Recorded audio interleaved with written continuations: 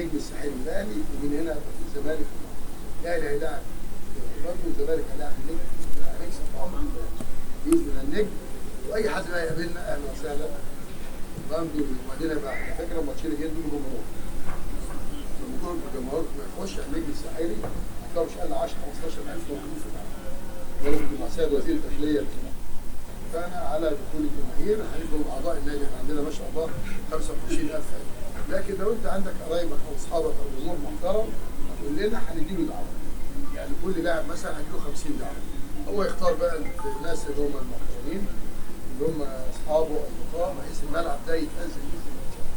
باذن الله ربنا يوفقكم. وانا حريص ومتفائل لما شفت قبل كل ماتش كده. باذن الله ان شاء الله ربنا يوفقكم بكره. نسافر لتونس، ربنا يوفقكم، نعمل ماتش كويس جدا.